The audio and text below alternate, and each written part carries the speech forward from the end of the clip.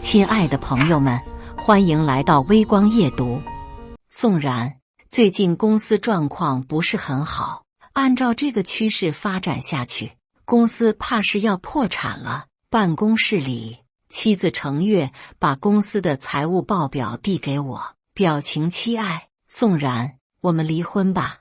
我身为公司法人，负责是应该的，但你不该被我拖累。说罢，程月从抽屉里拿出早就准备好的离婚协议，递到我面前。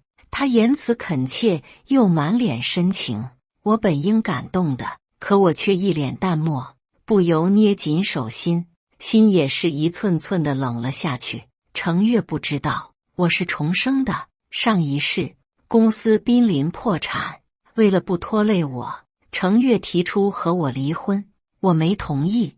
为了帮他渡过难关，我白天工作，晚上兼职，一天打8份工。为了省钱，顿顿馒头泡水，好几次都因为低血糖昏厥住院。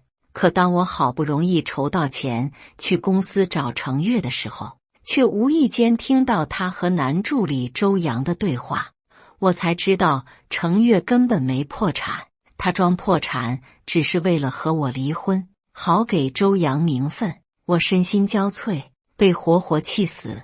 我死后，程月却用我赚来的血汗钱给周阳买了新车和大别墅，还和他闪婚，两人幸福恩爱。我却连目的都没有，许是见我可怜，老天又给了我重生的机会。如今再看程月故作深情的模样，我只觉得恶心。见我愣住，程月以为我不同意，语气更加深情。宋然，我知道你舍不得和我分开，但我也是为了你好。你放心，我们只是假离婚，等公司度过危机，我立马和你复婚。他还没说完，就被我淡声打断。好，那就离了吧。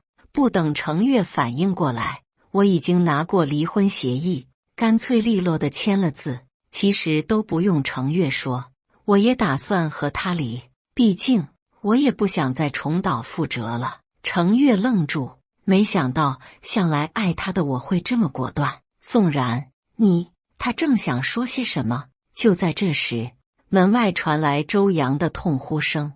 程月迅速起身，推门出去查看，据说是周阳整理材料的时候，被4指的纸张边缘划破了手。明明只是绿豆大小的伤口，程月却心疼到不行。小杨，你没事吧？我这就带你去医院。说完，他拉着周阳离去。看着程月匆忙的背影，我觉得可笑极了。记忆里，他从来没有这么对过我。之前我发烧到40度的时候，都是一个人硬抗打车去医院。可现在，周阳只是划了个小口子，程月就仿佛天塌了一般，担心不已。他们眼中的深情都要溢出来了。我上辈子还真蠢，这两人都这么明显了，我却没看出来他们的不一般，还被他们当猴一样耍，最后落了个惨死的下场。程月走远后，我也从办公室里走了出来，一时间，同事纷纷朝我投来看好戏的目光，疯狂冷嘲热讽。你们看宋然，估计他又被程总骂了吧，让他死缠烂打程总，一点自知之明都没有。他拿什么和周助理比？就是周助理和程总才是一对，至于宋然，牛皮糖一个，活该舔到最后只会一无所有。嬉笑声不绝入耳，这已经不是同事第一次这样嘲讽我了。我和程月结婚7年，他却担心公司的人说闲话，迟迟没有公开。为了避嫌，他不和我坐一辆车上下班，平时在公司对我也是格外严苛。同事都以为我被程月针对了，经常欺负我来讨好程月。面对这一切，程月却冷眼旁观，还让我多为公司大局着想，不要惹是生非。上辈子为了不让程月为难，我忍了，重活一次，休想让我再受窝囊气。我轻笑一声，当场怼了回去。你们这些业绩不达标的，有什么资格嘲讽我？有这闲心，不如想想怎么完成业绩。对完后，我没理会他们气到发青的脸色，转身回到工位上。刚坐下，程月就给我打来了电话，声音冷漠：“宋然，小杨的手受伤了，需要静养，不宜过分操劳。他剩下的工作就由你帮忙完成吧。”紧接着，电话那头传来周阳故作为难的声音：“月月姐，这不好吧？多麻烦宋然哥啊！”程月轻哼：“有什么不好的？同事间本来就应该互帮互助，而且你这是给宋然锻炼的机会，他还应该谢谢你呢。”不等我拒绝，程月已经挂断电话，给我发来周阳只写了标题的策划书。上一世就是这样，活我干，出了事也是我扛，可功劳和奖金却是周阳的。这一世，他们休想再让我当冤大头，但我也不想这么便宜了周阳。我接收了文件，随便从网上复制粘贴了一下，就把完成的策划书发给了程月。做完这一切后，我拿出手机，给相关的工作人员发去消息：“你好，我要注册专利。”工作人员秒受理。说起来，公司能发展这么快，全靠我手里的专利。我死后，程月也是靠着我的专利才走上人生巅峰。所以这次我要抢先注册，彻底垄断专利权。到时候他公司生产的一切产品就都算侵权。程月，喜欢装破产是吧？那我就让你真破产。发完消息后，我正准备休息，同事却走了过来，习惯性的把做不完的工作扔到我的工位上，理所应当的命令道：“宋然，帮我把方案写一下。宋然，帮我把文件打印一下。更有甚者，直接使唤我去楼下帮他买咖啡。”因为程月对我态度不好，他们也惯会见风使舵。见我迟迟没动，有同事不免小声道：“宋然前面都生气了，应该不会帮我们吧？”其中一个同事开口道：“怕什么？宋然只是嘴上说说而已，他什么性子你还不知道吗？上辈子我也因为同事把工作扔给我抱怨过好几次，但每次程月都让我大度点，而我每次也会自我洗脑，选择接手这一切。这不仅是程月的公司，也是我的公司。我不想奋斗多年的心血毁于一旦，可时间一久，他们却仗着我不会动真格，仗着有程月撑腰，就随意拿捏我。老虎不发威，真把我当病猫了。我冷笑一声，反手把他们递来的文件扔进垃圾桶里。你们是残废了吗？既然四肢俱全，就自己的事情自己做。如果连这点事情都做不好，那就趁早辞职，以后别什么垃圾都往我桌上放。同事当场语塞，见鬼一样的看着我，气氛僵持间，程月挽着周阳回来了。愣神间，程月走上前，将手机扔在我面前，满眼怒意道：“宋然，你这做的什么东西？因为你，小杨都被股东给骂了。”抬眼看去，手机界面挂着一个聊天群，群里程月发了周阳的策划书，想来是因为之前的成功经验，他很信任我，看都不看就发了，还在群里大夸特夸周阳，趁机提议让周阳升职，结果却迎来了股东的一顿臭骂，写出这样狗屁不通的策划书，还给他升职。程总，你不是在开玩笑吧？程月这才发现了不对，想撤回，却显示撤回失败。回神，一旁的周阳红了眼眶，指着我哭哭啼啼道：“宋然哥，你不想帮我可以明说的，没必要在背后捅刀子。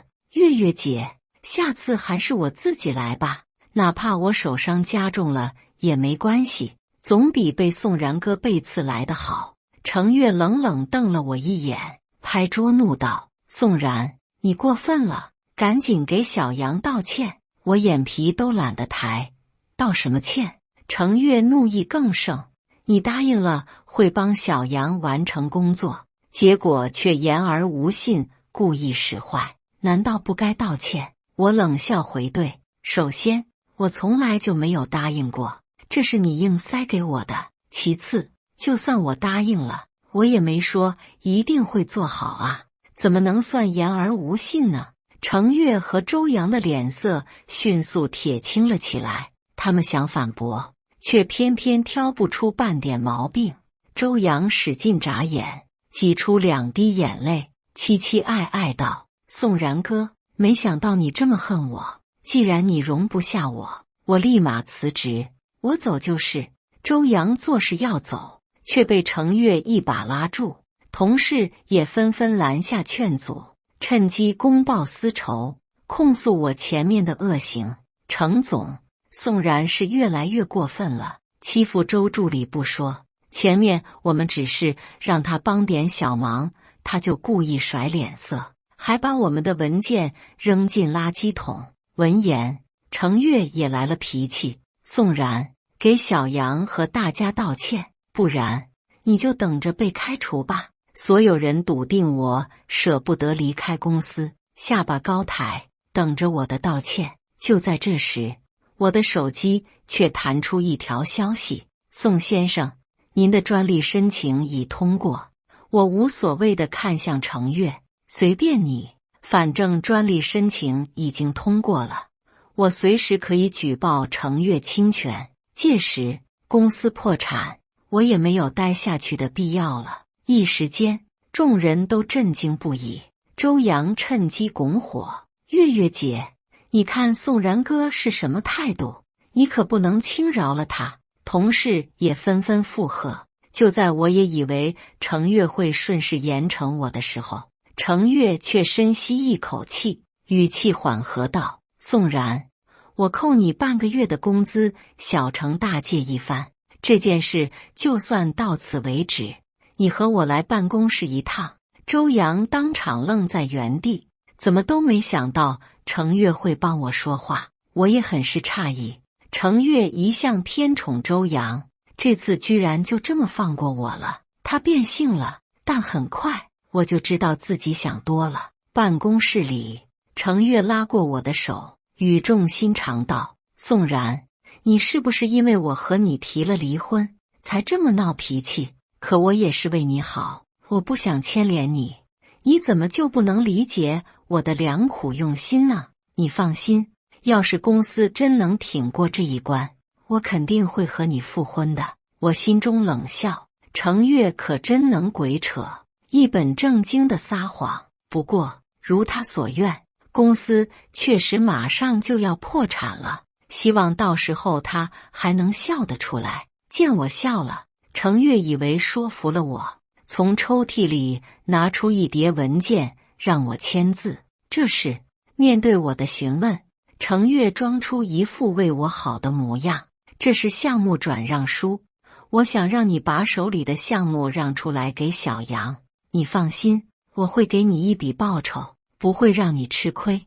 我是心疼你最近太辛苦了，想让小杨帮你分担一下，你也能好好休息。等过段时间，我就抽空给你生个孩子，也让你高兴一下，好吗？”怪不得前面帮我说话，原来是看上了我的项目。不过我正愁不知道要怎么处理这些烫手的山芋呢。现在有人接手，我还能白拿钱，我自然乐意。我点头，果断签字。程月满意，把报酬转给我后，让我叫周扬进来。擦身而过的时候，周扬挑衅地瞥了我一眼，我没搭理，来到楼梯间，拿出耳机戴上。他们不知道，前面我把备用机留在了办公室里。刚戴上耳机，程月和周扬的声音就传了出来：“月月姐，你前面为什么帮那个老男人说话？宝贝，我这都是为了给你铺路啊。在我的忽悠下，宋然的项目都是你的了，我已经和他离婚了，你要不放心，我一会儿就和你领证，再给你买车，好不好？”没一会儿，就传来两人的嬉笑声。我摘下耳机，冷笑，拿出手机，果断向相关人员举报程越公司侵权。工作人员告诉我，受理需要时间。我摁灭手机，程越，等着吧，你和公司离死不远了。你上辈子欠我的，这辈子我会一一讨回的。等回到工位，程越已经带着周阳离开了。我没有像以往那样卖力工作，而是摸鱼了一整天。下班后，我打车回家，开始收拾行李，准备搬出去。和程越一刀两断，东西不多，我收拾得很快。在这里生活7年，衣物却连行李箱都没装满。收拾完后，我正准备休息下，手机却响了。点开一看，周阳更新了仅我可见的朋友圈，9宫格里是2个鲜红的结婚证，还有他新提的车。照片里和他十指紧扣的另一只手，我再熟悉不过，是程越的手。我知道周阳就是想故意刺激我。放在前世，我会发疯吃醋，但现在我却如他所愿，点赞并评论，祝99锁死啊！我是真心祝福他们的，毕竟他俩是夫妻，到时候公司破产了，一个都跑不掉。当晚程越没回来，我也难得睡了个好觉。次日，我起了大早，准备去公司看好戏。刚到公司，却发现刷脸不通过。这时，周阳满脸得意地走出来，抱着胳膊冷笑道：“宋然，你难道不知道你已经被开除了吗？说起来，今天你设计的新品就要上市了，到时候肯定分红无数，身价翻倍。可惜这些都和你没关系了，你可真惨。”没一会儿，程越也踩着高跟鞋走了出来。“是你把我开除的？”面对我的质问，程越一脸冷漠：“是我，不过这是股东们的决定。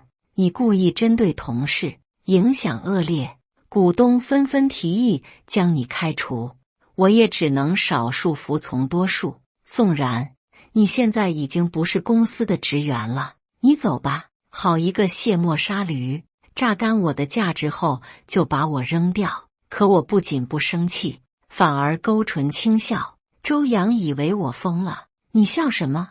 我笑意更浓，自然是笑你们死到临头。就在今早，举报已经受理，程氏公司侵权的消息都上头条了。我正要告诉他们，就在这时，一群记者来到了公司门口。程越以为记者是来采访他们的，微笑道：“你们消息还真灵通，我们一会儿正准备开新品发布会呢，没想到你们已经提前知道了。”周阳也是满脸得意，冲我趾高气昂道：“宋然，这个新品是你设计的又如何？现在负责人是我，分红和功劳都只会属于我，和你没有半分关系。你肯定气死了吧？滚远点，别挡着我接受采访。”周阳推开我，和程越一起来到镜头前，两人就要侃侃而谈新品。可下一秒，记者却举着话筒一字一顿道：“程总，请问您对贵公司的产品侵权一事有什么看法？”此话一出，程越当场傻眼：“什么侵权？”记者拿出手机，把最上面的头条指给程越看：“程氏集团涉嫌侵权，8个鲜红的大字赫然映入程越的眼中。”程越脸色顿时变得惨白一片：“怎么会这样？”然而不等他们反应，秘书又慌慌张张地从公司里跑了出来：“程总，不好了！”许多合作方看到头条后纷纷闹着解约，公司股票也是一落千丈。再这样下去，公司怕是要破产了。闻言，程越身躯一颤：“你说什么？”好半天，他才从震惊中缓过神来，考虑到自己还在接受采访，连忙扯出一丝微笑，对着镜头否认道：“各位，我们程氏公司是不可能侵权的，这肯定是有心之人的恶意污蔑。”一旁的周扬眼珠子直转，突然像是想到了什么，指着我质问：“宋然，是不是你发的帖子，在网上故意造谣污蔑？不然前面你为什么突然笑起来？”我大方承认是我，不过我可不是造谣，而是实事求是。程月怎么都没想到我会来这么一手，咬牙道：“宋然，你居然背刺我，你真卑鄙！”我却觉得好笑，我卑鄙和他的算计狠毒比起来，我可差远了。不等我开口，周扬已经先一步污蔑我道：“大家别相信宋然说的鬼话，他定是因为被开除记恨在心，所以故意在网上胡说八道，歪曲事实。他的话不能信。”程月也在一旁附和：“宋然，你赶紧把帖子删了，重新给我们发一条澄清声明，说明前面都是误会，全网公开向程氏公司道歉，再将我们公司的损失尽数赔偿，不然后果自负。”我冷冷一笑：“我若不呢？”程月眯起眼眸，眼里闪过几分冷厉，厉声道：“那就别怪我不讲情分，给你发律师函，告你恶意造谣了。”说罢，程月直接把律师叫来，把事情一五一十的和律师说了。吴律，我可以保证我们公司没有侵权，这些产品都是我们的原创，一直都是宋然在颠倒黑白，无中生有。我没有反驳，只是微微一笑，从手机里调出一张图片给吴律看。吴律看完后当场变了脸色，表情凝重道：“这确实是犯法了。”得到吴律的肯定后，周扬一脸幸灾乐祸：“听到没，宋然，你犯法了。”程月也是居高临下的看着我：“宋然，只要你现在赔偿损失，再给我们下跪道歉，当着大家的面几声狗叫，我说不定可以给你几分体面，不起诉你。”可下一秒，吴律却拉了拉程月的衣角，压低声音道：“程总，您理解错了，我的意思是我们公司犯法了。”“你胡说什么？我们公司怎么可能犯法？”程月先是一愣，随后觉得自己被戏耍，气得甩开吴律的手。周扬看看吴律，又看看我，得出了一个大胆的结论，有意无意道：“月月姐，我看吴律怕是被宋然给收买了吧，所以才会这么帮着宋然说话。”闻言，程月直接朝吴律投去死亡凝视，莫名被怀疑。吴律也来了脾气：“程总，周助理，你们这不仅是质疑我的专业能力，更是对我人格的侮辱。”可吴律的辩解在周扬看来却是心虚。周扬也是来了底气，追问道：“如果你没被宋然收买，为什么帮宋然说话？”“我知道了，宋然前面给你看的就是他收买你的付款码，是不是？”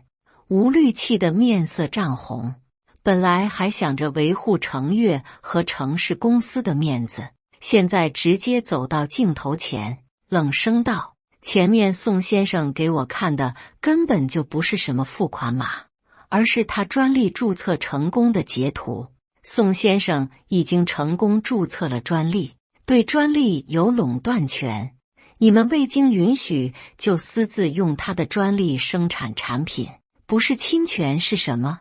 被吴律这么一对，程月脸色铁青地看向我：“专利注册？你注册了专利？”周扬也后知后觉地反应过来，激情开麦：“宋然，你怎么这么自私冷血，偷偷注册专利却不告诉我们？我看你就是故意坑我们。”我被他们的奇葩理论给气笑了。这是我的专利，我想申请就申请，用得着和你们打招呼？而且现在是你们侵权了我的专利，按照法律，你们可是需要赔我侵权费和精神补偿费的。吴律也因为前面周扬和程月污蔑他生气，当场反水道：程总，根据法律，你们最少也得赔宋先生200万。话落，记者纷纷把镜头对准程月和周扬，看热闹不嫌事大。周扬吃瘪，表情扭曲。程月见势不对，将我拉到一旁，语气缓和道：宋然，我知道你还在为我开除你的事情生气，但我也没办法。我在股东面前已经力保过你了，奈何反对的人太多，我这才不得不少数服从多数的。不过也怪你平常行事太过嚣张，才会遭人记恨。我也是想趁此机会让你尝尝教训。我从来就没有想过真的将你开除，等风头过去了，我自然会让你重新入职，恢复你的职位。我们夫妻7年，你对我连这点信任都没有吗？不过你这次是真的有些过了，你这样不是陷公司于不义吗？我觉得好笑，明明是程月的错，他还委屈上了，真当我不知道他一直都在算计我。他现在讨好我，只是没想到自己会完崩，习惯拿我善后而已。可这次我不想再当他的冤大头了。我甩开程月的手，语气冷漠道：程月，你真当我不知道吗？你一直都在骗我。程月表情僵硬了一瞬，却还在疯狂嘴硬。宋然，我骗你什么了？看来他是不见棺材不落泪，他不要脸，那就休怪我不给脸了。我冷声道：公司根本就没破产，你骗我假破产，只是为了和我离婚，好给周扬名分。闻言，程月脸色肉眼可见的惨白了起来，难以置信地看着我：你怎么会？记者吃到大瓜，纷纷按下快门键，一顿狂拍。同事们也堵到门口围观，脸上写满了震惊，议论不已。太炸裂了吧！谁能想到一直被程总针对的宋然才是程总的老公？就是，我还以为程总和周助理是一对呢。那这么说，周助理岂不成了插足别人婚姻的小三？听着众人的议论，周扬尴尬的脸红到了脖子根，愤愤地瞪了我一眼，旋即立马红了眼圈，装出一副受尽委屈的模样，凄凄爱爱道：宋然，月月姐不就是在公司和你避嫌，没给你走后门吗？你至于这么斤斤计较吗？还因为怀恨在心，故意造谣我和月月姐？你明明知道女人的名节有多重要，你这是要逼死月月姐吗？她可是你老婆，你怎么能这么对她？对上周扬的眼神示意后，程月也平复了情绪，顺势甩锅给我：宋然，我和你解释过很多遍，我和小杨就是单纯的上下属关系，我不知道你为什么非要疑神疑鬼，而且我们个人的事大可私下解决，可现在你却因为个人的儿女情长就不顾公司的整体利益，你是不是太自私了点？在他们的一唱一和下，现场的舆论逐渐开始偏向他们，同事也纷纷朝我投来不悦的目光。就是啊，宋然太自私冷血了吧？他有气大可回家撒，要是搞垮了公司，我们的工作怎么办？原来是造谣，我就说程总和周助理是真的，宋然这个死舔狗，舔不到程总就造谣，无耻！眼看众人开始指责我，程月和周扬嘴角上扬，露出胜利者的微笑。他们之所以这么狂，就是笃定我没有证据。殊不知，那天我放在办公室的备用机早就将一切都录下来了。我冷笑一声，果断把备用机拿了出来。你们在骂我之前，还是先听听这个吧。录音刚一播放出来，程月和周扬的脸立马白了。程月狠狠朝我射来眼刀：你什么时候偷录的？而且你怎么会知道我们？我冷笑道：“这还得多亏周阳经常挑衅我，不然我还发现不了你们的恶心关系。至于录音，是那天你找我去办公室的时候，我放了备用机偷录下来的。”闻言，程月气不打一处来，埋怨地瞥了周阳一眼。周阳心虚地低下头，不敢和程月对视，因为记者是直播。很快，网友纷纷抨击起了程月。没想到啊，堂堂程氏集团的程总居然这么花心，脚踏两条船，就是还和男小三在办公室里恩爱，真够恶心的。我要是原配，我肯定发疯，渣男贱女都该死。集美们，我们必须抵制程氏集团的产品，烂人生产出来的肯定也是烂货，用了会烂脸的。网友的评论一个个都淬了毒。程月脸色黑成了锅底灰，他冷冷看向我：“宋然，你为什么非要闹大？这对你有什么好处？别忘了，你可是项目的负责人，一损俱损。”我却淡漠一笑：“程月，你忘了吗？项目负责人你早就让我给周阳了，现在和你一损俱损的是周阳，可不是我。”程月见争辩不过，只能拉着周阳灰溜溜地躲回了公司。他们刚进公司，股东就将程月团团围住，将程月痛骂一通。程月，看看你干的好事，当初我们就不该让你当总裁，真是造孽。现在我们的钱都打了水漂，你必须负责到底。等股东走后，程月直接把怒气撒在周阳身上，抬手就是一巴掌。都怪你，谁让你去宋然面前炫耀的？现在好了，我被你坑惨了。周阳一直都是被程月宠着，这还是他第一次在众人面前这么没面子，当即也来了脾气，和程月争吵了起来。两人越吵越凶，到后面甚至互相动手。不过这些都和我无关了。这之后，我带着专利跳槽到了程月的死对头姜岩的公司。上辈子为了不让程月生气，哪怕姜岩有意合作，给的钱很高，我都没有和他们合作，对姜岩抛来的橄榄枝也是视而不见。但现在我也该为自己的未来好好考虑一下了。我果断和姜岩合作，答应他的入职邀请。入职后，我因为自身实力过硬，事业蒸蒸日上。程月可就惨了，据说程氏公司每天都有很多合作方解约，资金链断裂，股票也是一掉再掉。加上我加入姜岩公司后，让姜氏公司壮大了不少，在市场中竞争力更强，抢走了程氏公司不少的救命合作，加速了程氏公司的破产。没多久，程氏公司不出意外的破产了，程月债务缠身，周阳果断提出离婚。程月要是不愿意，他就拳脚相向。最终，程月被打怕了，同意离婚。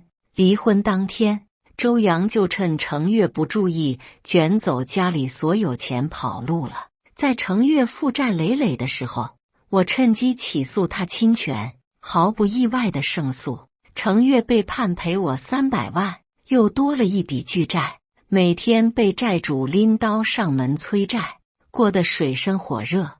我以为我和程月之间的孽缘会到此为止，但没多久，程月就给我打来了电话。一接通，他带着哭腔的声音就传了出来：“阿然，我想你了。阿然，对不起，是我错了。都怪我轻信了周阳这个小人，公司才会变成现在这样。阿然，我真的好想你，你别闹脾气了，回来吧，好不好？”我却语气冷漠：“回去。程月，我们已经离婚了，现在就是陌生人。”电话那头的程月停顿了片刻，在开口时声音带了几分哽咽：“阿然，我们当初不是说好了假离婚吗？”我气笑了：“谁和你假离婚？别忘了，我们离婚协议都签了，还是你让我签的呢。程月大概怎么都没想到，有朝一日会被自己亲手扔出的回旋镖刺中。程月不肯承认，嘴硬道：“阿然，离婚协议只是走个形式，做不得属的。”我却冷笑：“做不做属你说了不算，法律说了才算。从法律上来说，这就是做属的。我们已经离婚了。再说了，你和我离婚当天就和周阳领证了，如今却在我面前装深情，不觉得可笑？”程月哽咽了一瞬，在开口时是满满的哭腔：“阿然，对不起，我错了，我真的错了。我现在才知道你才是对我最好的，我们复婚吧，好不好？”我直接戳穿他的心思，是最好忽悠的吧？你回来找我也只是因为周阳不要你了，而你刚好需要我帮你善后。可我对回收垃圾不感兴趣。说完，我果断挂断电话，更是将程月给拉黑删除。本以为这样程月会安分一点，没想到他却贼心不死。没多久，他又用新号联系上了我，语气哀求：“阿然，我煮面的时候不小心被开水烫到了，你能不能送我去医院？我又不是医生，找我还不如叫救护车。”我就要挂断，程月却语气急促：“阿然，别挂！”我叫了救护车，但是他一时间赶不过来。我们好歹7年夫妻，你忍心见死不救吗？我思索再三，还是去了，毕竟是一条人命，我还是没法见死不救。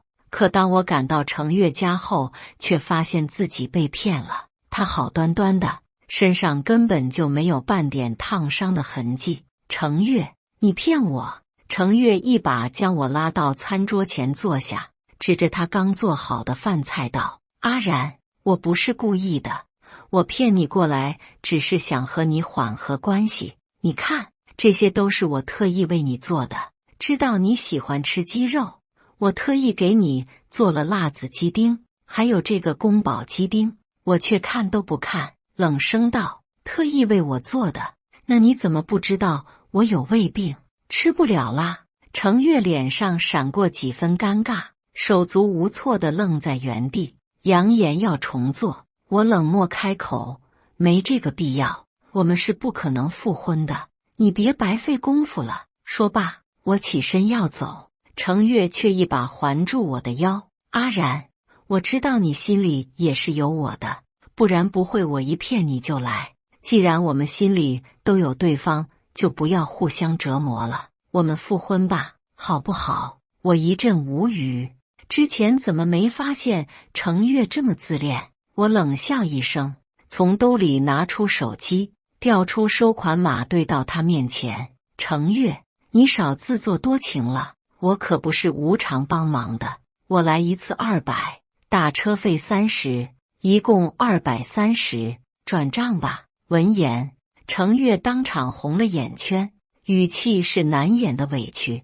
宋然，你非要这么对我吗？我们结婚7年，你就一点夫妻情分都不顾吗？”我一脸淡漠：“程月，我们的夫妻情分早在你为了周阳欺骗我的时候就已经消失殆尽了，赶紧付钱吧，我着急回去。”说着，我又把收款码往程月面前递了递。见我态度坚决，程月咬牙付了款，看向我的眼里闪过一丝阴狠，低声道：“宋然，这都是你逼我的。”我心里顿感不妙，想着早点远离这个是非之地。然而我还没出门，程月却抬手对着自己就是2巴掌，力气大的直接把脸扇肿了，嘴角更是渗出了鲜血。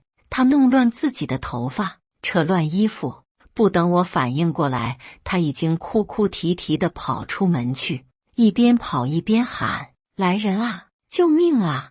这里有人家暴，我要被我前夫打死了！”程月这么一喊，左邻右舍立马探出头来，朝我们投来异样的目光。有人好心询问：“月月啊，发生什么事了？”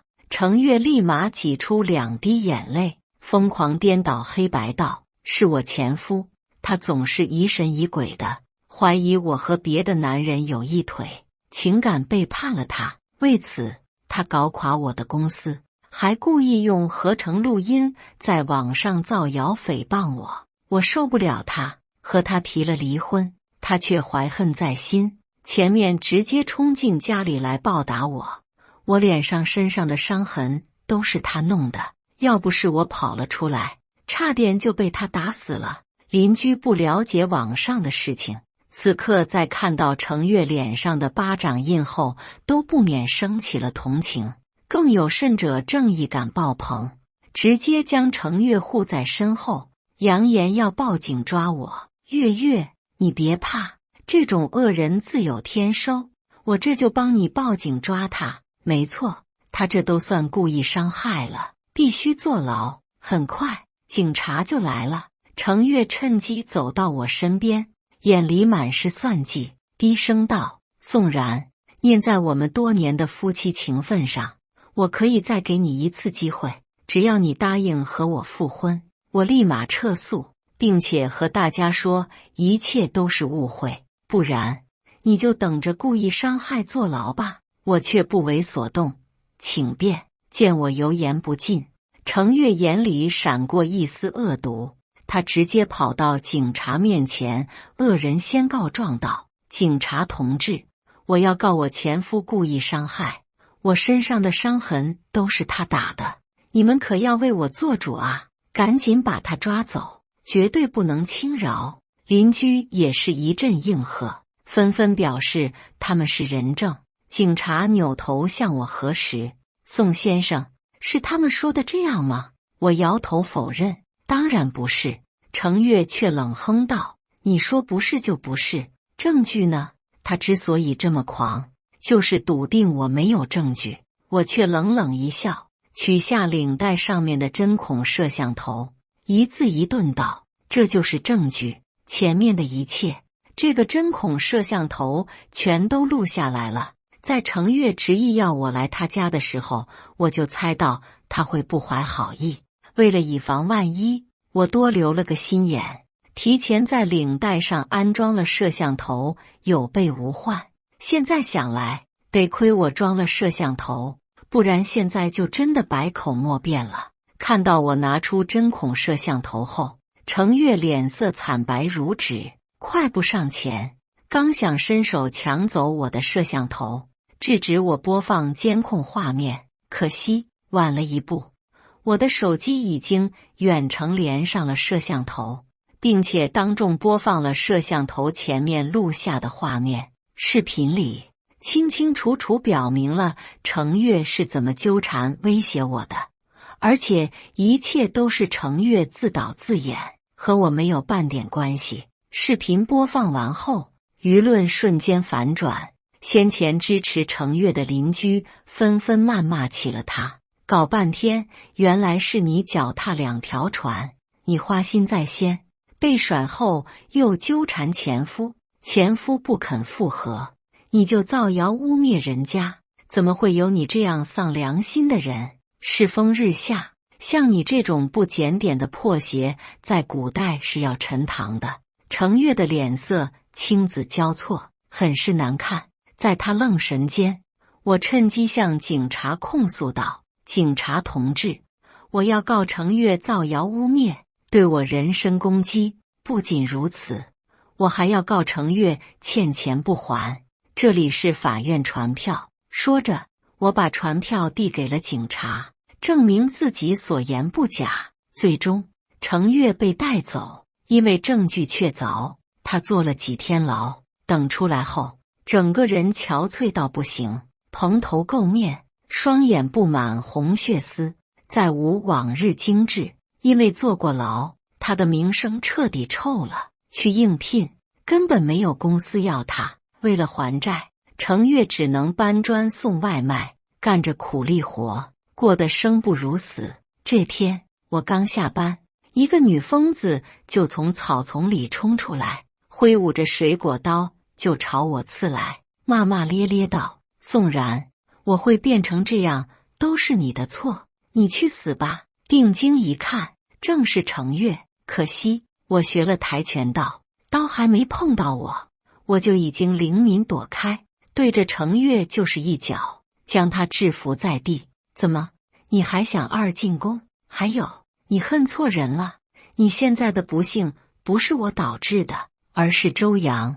辜负你的人也是周扬，你要恨也应该恨他。程越眼里闪过毒辣，我就知道他听进去了。果然，当晚程越就把周扬杀了，他连捅了周扬18刀，周扬当场咽气。杀完人后，程越想跑，可我一路跟着过来，早就报警了。这次他因故意杀人被判无期，在牢里，程越强烈要求要见我，我还是去了。一看到我，程越眼里就蕴满了怒意。宋然，你这次为什么要和我离婚？明明上辈子你都没离婚的，要是你不离婚，我现在已经是人上人了。我才知道他也重生了。我冷笑道，就是因为上辈子没和你离婚，我才会惨死。重来一次，我自然不会再犯蠢。程越扯出一丝苦笑，怪不得我做什么都不顺，原来你也重生了。你既然能重来，我也能重来，是不是？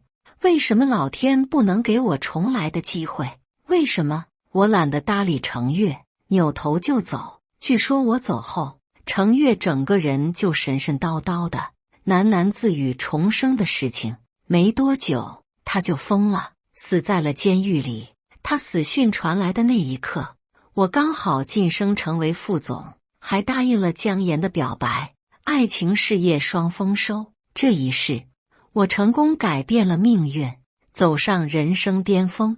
感谢大家的观看，本期故事精彩吗？欢迎大家在下方评论区吐槽。如果你喜欢这类故事，记得点击订阅微光夜读，并分享给更多的人，这会对我帮助很大。再次感谢大家的观看。